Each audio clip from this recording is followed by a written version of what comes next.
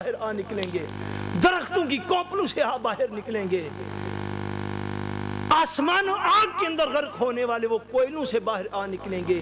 آج بھی زندگی اگر انسان سمجھدار ہو، آج بھی زندگی اللہ کے امر سے قائم ہے، میرے اور آپ کے کمال سے قائم نہیں ہے۔ آج بھی زندگی اللہ کے امر سے قائم ہے، پھر جب زندہ کرے گا پھر بھی اسی کے امر سے انسان کو زندہ کر دیا جائے گا۔ اس لیے فرمایا کہ اے لوگو، اس طرح کے نہ ہو جانا کہ اپنے اجسام پر، اپنے جسموں پر فخر کرنے لگو، اپنے ظاہری حسن و جمال پر فخر کرنے لگو، اپنے ظاہری مال و دولت پر فخر کرنے لگو۔ دیکھو ہزاروں لاکھوں کروڑوں اربوں انسان تم سے پہلے دنیا میں آئے، چلے گئے، زمین کے اندر مٹی کے ساتھ مٹی ہو گئے، ہم اسی مٹی سے پھر تمہیں زندہ کریں گے۔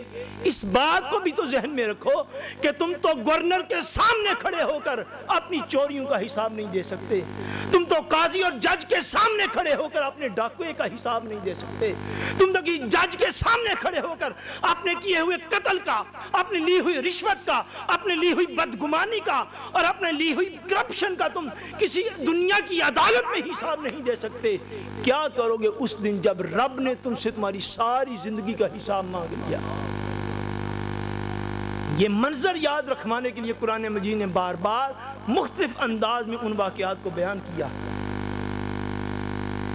آج ایصال ثواب کی مجلس سے سمجھ لو، ایصال ثواب خالی قرآن مجید کو پڑھے ناظرہ پھر بھی ہو جاتا ہے، مگر جو تفسیر قرآن سمجھ کے قرآن پڑھنے کی ایک آیت کاش ایک سپارے سے بھی زیادہ افضل اور اعلیٰ۔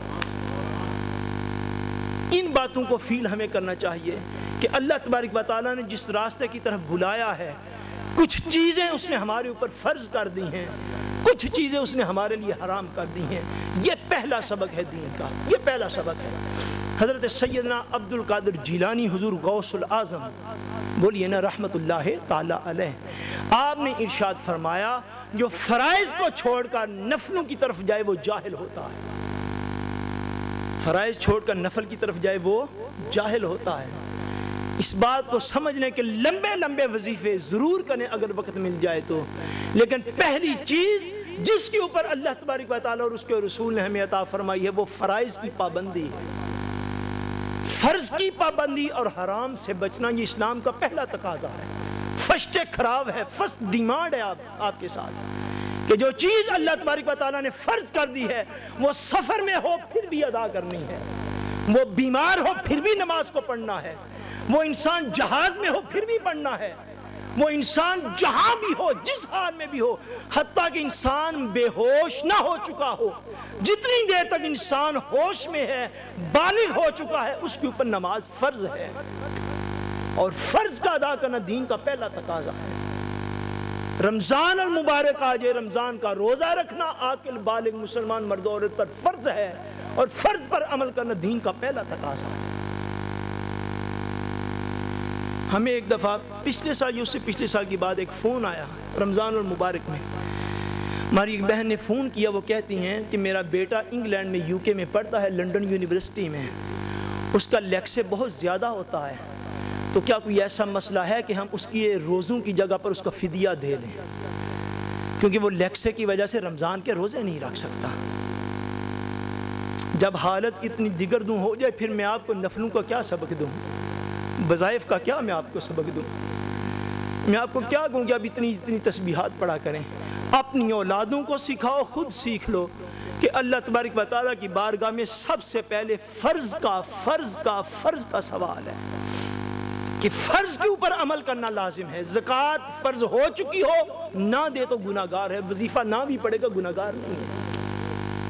حج فرض ہو چکا ہو نہ کرے گناہگار ہے، بدترین گناہ کبیرہ کا مرتکب ہے۔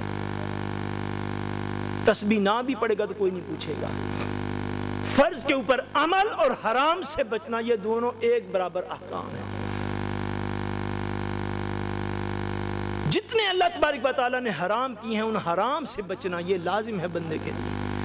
آخری حدیث پاک ایک مجھے یاد آگی، ورز کر کے بات کو ختم کرتا ہوں۔ ایک فرض کی ادائیگی، دوسرا حرام سے بچنا، آپ کو سمجھ آ جائے گی۔ نبی کریم صلی اللہ علیہ وسلم نے ارشاد فرمایا، حضور نے فرمایا کہ قیامت والے دن جب بندہ اللہ تبارک و تعالیٰ کی بارگاہ میں پیش ہوگا، سب سے پہلا سوال اس کے اوپر نماز کا ہے۔ کس چیز کا سوال ہے؟ नमाज का। अब दूसरी हदीस पाक भी सुन लें। एक मुकाम पर नबी करीम सल्लल्लाहु अलैहि वसल्लम ने इरशाद फरमाया, हुजूर ने फरमाया क़यामत वाले दिन जब इंसान अल्लाह तबारक व तआला की बारगाह में पेश होगा, सबसे पहला सवाल उसके ऊपर कत्ल का है, कत्ल का। ये दोनों अहादीस पाक है।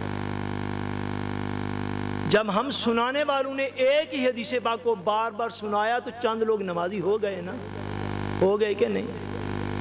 अगर सुनाने में बताने में बैलेंस होता और हमारा मुतालिया वसी होता तो फिर चंद लोग यकीनन कत्ल गारत गरी से भी बाज आ चुके होते। ये दोनों हुजूर के फरमान फरमाया क़यामत वाले दिन सबसे पहला हुक्म जो है, सबसे पहली पुरसिश और सवाल नमाज का होगा। एक मुकाम पर फरमाए क़यामत वाले दिन सबसे पहले जिस चीज के ऊपर गिरफ्त और सवाल की जाएगी वो नाजायज कत्ल है जो अगर किसी ने किया हो। क्यों? इसके अंदर तत्बीक ये है कि दीन के अंदर दो चीजें हैं, मैं अर्ज कर रहा हूं, एक फर्ज है, एक हराम है। ये दोनों बराबर के कायदे बनते हैं। फर्ज में से जिस चीज का पूछा जाएगा कि तुमने कौन सा फर्ज अदा किया, सबसे पहला हुक्म नमाज का पूछा जाएगा। और हराम में जिस चीज का सबसे पहला पूछा जाएगा वो कत्ल का पूछा जाएगा, अगर किसी ने कत्ल ना किया। यूं भी उलमा ने फरमाया कि दीन के अंदर दो चीजें हैं, एक हकूकुल्लाह है, एक हकूकुल इबाद है। हकूकुल्लाह में सबसे पहले नमाज का पूछा जाएगा, हकूकुल इबाद में सबसे पहले कत्ल का पूछा जाएगा।